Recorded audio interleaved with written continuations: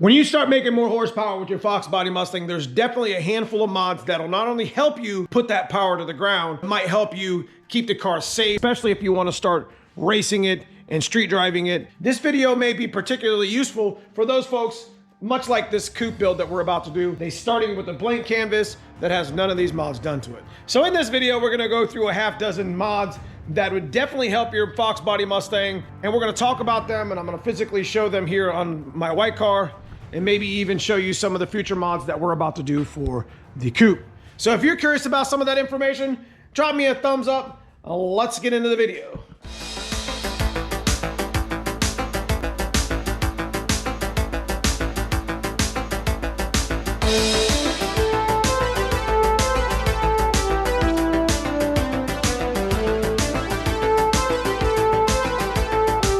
So if you've been following the channel, you know we pulled in a 1990 Ford Mustang SSP coupe. Now this is going to be the car on the channel that we're going to start like a blank canvas. But instead of worrying about engine, transmission, and pretty much axle or gears, we're going to start doing the mods to this car this year on the channel, much like we did with the white car, only better. Now, also in this video, I'm going to be listing those mods, and I'm going to be showing you the companies that I'm going to be ordering these parts for the coupe. I talked about this in one of the other videos that we had went through the car and its car parts. As you can see here, if you want to check out how we actually got the coupe and why we're at stage 1 with it on the build, check out those videos. But for now, we're going to get the white car up on the lift, and we're going to show you some of the mods that you should do to your foxbody Mustang when you start actually putting more horsepower to the ground. And even in stock form, these mods will help.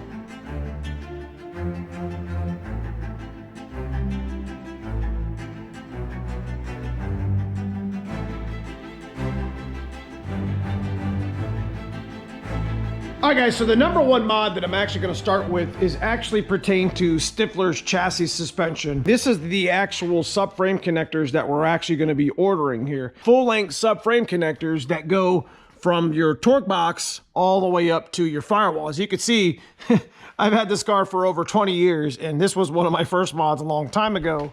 I also want to make special mention when you go to actually put your subframe connectors in, it's also kind of nice to put these plates in that are found installed right here. They actually fit in like this U-shape area where you could actually weld it to the frame here and then put the subframe over top of it. Makes for a nice stable area for your torque box to keep it from twisting. So I put some of the cheaper subframe connectors that I had on then because that's pretty much what I could afford at the time. Nothing wrong with that. I've used them for years. We went pretty fast with them, didn't have a whole lot of problems with them, but I think it's time for us to do an upgrade. So we're gonna get a set of Stifler's full lengths for not only our coupe build, but to upgrade our white cars. So the second mod that we're actually gonna do pertains to the K member. When you start going faster, you start making more horsepower, or even start modifying the car to where it has like a turbo kit or a supercharger kit or whatever, definitely having a tubular K member helps the situation. You could almost cut probably 50 or 60, 70 pounds out of the front of your car by simply eliminating the factory K member, much like we're about to do here in the coupe. So as you can see here on my white car, we actually have the QA1 setup, full K member with a flaming river rack. Coilover setup. This is a really nice setup. And the one we chose to go with here on the coupe, I'm going to show you right here. We're going to go with the Chrome Moly Team Z one, front K member, as I think that would be a good fit for this Mustang, especially since we're going to run a handful of Team Z mods on this car. Again, blank canvas. I did want to make a quick side mention about the motor mounts. We like to run solid motor mounts and run a polyurethane transmission to give the flex for the driveline through the body. You know, not having that flex from a motor mount, even the polyurethanes, is always a good thing. From my experiences, keeping the motor from flexing all over the place also keeps the whole thing from binding up and possibly even cracking the block. Now the third mod that we're gonna go with is a cage. Now some people don't like to have to deal with jumping over a bar. Now they have all different types of cages. This is the type of build where nothing has had any cage put in it yet. A roll bar, and for the coupe, it goes back through the deck lid. So let me show you what it looks like in my white car. Now this is a Chrome Moly cage. It used to be a 8-point, but now it's a 10. So now it's certified to go as fast as 850. Now I get it, guys. Putting a cage in your car, that may not be on your bucket list to do. You know, well, my car's not a race car, or my car doesn't get drag raced, or doesn't get, you know, road raced or whatever. But it's not really so much about that. It's more about the stability of the car. When you start making more horsepower, it's always nice to tie in the frame to keep the body from flexing down the street. And definitely when you're racing, it'll keep you safe. As you can see, I just had my cage updated to a 10 point. I had an 8 point in it for years with the crossbars and the ones that went to the hatch. And this is all custom chrome moly, and even fit around my door handles, which was pretty cool. Did a nice job with that. We finished the actual halo bar for my safety in case the car was to actually flip over. You know, any sort of an accident with my car, I can be safe. Now, as far as our coupe build is concerned, we're gonna just go ahead and go with the 10 point chrome moly, like pre-fit Team Z roll cage that you see in this picture. Now, we could opt to easily have a custom one put back in it like we did our white car, but we're just gonna go ahead and drop that one in there and get it tigged up. So the whole body and chassis will be stiffened with the actual subframe connectors that we put in with stiflers. And that will pay dividends in the body roll of the car and getting the car to actually not flex at all. Because there's a lot of flex in these Fox bodies, guys. Lots of flex. These things are literally made with a bunch of spot welds, and it's a unibody. And by doing these mods that are often overlooked and ignored and done far later, are definitely worth doing, even considering how much horsepower you make. So let's go ahead and get the white car back up, and I'll show you the next mod. So one of the next mods I'm gonna talk about is really a mod that often gets overlooked. Your stock control arms aren't gonna cut it. You can see in the K-member sets, they usually just go ahead and replace the control arms, and this is all spherical. But also in the rear, it's always a good thing to have lower and upper control arms. This probably isn't the best example, as my car's set up more for racing with limited street. Upper and lower control arms are always one of the best mods that you can do on any Fox body. What we plan on doing with our coupe build is we plan on going with another set that looks much like that, because we're gonna do some racing and some limited street with it as well. And remember, these cars are like 35 years old. Those bushings are probably wore out to begin with, and you would be surprised taking them off how hard it is to get them off, because they're just rotted. So the last mod we're gonna actually talk about today is probably one of the most overlooked Fox body mods when we start actually modifying our cars. It's the actual brakes. Now, as you can see here on the white turbo Fox body, we've already upgraded the front strange brakes, which are lightweight, along with the hub, and we run the SN95 spindle. So SN95 spindle is always a good upgrade.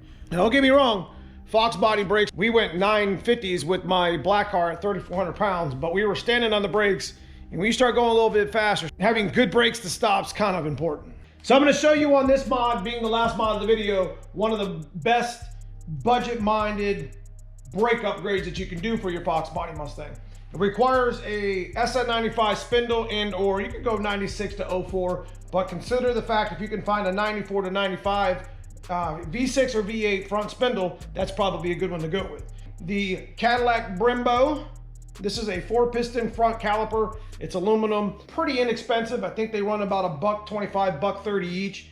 This will fit on this spindle with a little bit of modifications, and you could run a larger, brake rotor like you see here. I chose one of the performance brake rotors, along with, of course, a $100 Moog, hub bearing. So this mod is definitely not a lot of money. It'll significantly stop your Fox body Mustang and, going a little bit faster, whether you be on the strip or at the street, whatever it may be. Safety is always first. So like I said, this ran me about 150 bucks for a good set of performance rotors, like 100 bucks for a hub bearing, like 130 bucks for the caliper, and this is a junkyard part. And consider the fact when you start doing the conversion to go to an adjustable proportioning valve, I chose the Wilwood one. I've always had good success with this. And I was actually able to create my own new copper lines and fittings and stuff. So guys, that's pretty much it. Those are my top 5 mods when I'm not talking about actual horsepower, but actually helping the car put that horsepower safely to the ground, as well as keeping the car safe. As you're gonna see us on the channel building our coupe, and those are gonna be some of the mods that we actually start with first. We already have an engine and transmission that we're already gonna be putting in this car from another vehicle. So we gotta get this car set up straight, make this car as safe and reliable as we did with our white Fox body Mustang. So a couple of mods of special mention: anti-roll bar. Definitely a good upgrade. If you want to put it in with your lower and upper control arms, it'll definitely help you with your setup. The Stifler's cross member, I think this is really nice. It gets rid of the rubber flex, and it actually has these blocks in it that you can actually adjust. This is the T56 version. They make a Tremec one, T5 one. Very nice piece. You know, the Stifler's drive shaft loop, I think, is a very nice piece. When you start making that power, you got to consider upgrading your U-joints to 1350 and putting your drive shaft safety loop in, which you'll see us doing here on the channel. Those are my mods for now. We'll do another video of talking about the other mods, but guys, often overlooked, often underappreciated.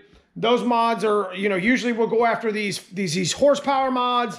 We go after these gears and exhausts and such. And these things often get ignored when you're actually putting your foxbody project together. And it's something to consider because it really isn't all that expensive, some of those, especially the subframe connectors. Getting your car set right to be able to accept the horsepower and to be able to run the number, maybe run an ET here and there, maybe even road race it, or even just drift it. Whatever you decide you want to do with your foxbody Mustang, doing mods like that will always be in best interest to making the car not only safe, but to making the car perform properly. So if you guys enjoy this sort of content, leave me a comment below. Let me know what you guys think. Give me a big thumbs up. If you're new to the channel, consider subscribing to the channel as we do foxbody related content throughout the channel for many years. And I appreciate everybody who has. But outside of that, if you want to give something back to the channel, check out the join button below as the club members have their perks to the channel. I appreciate all my club members.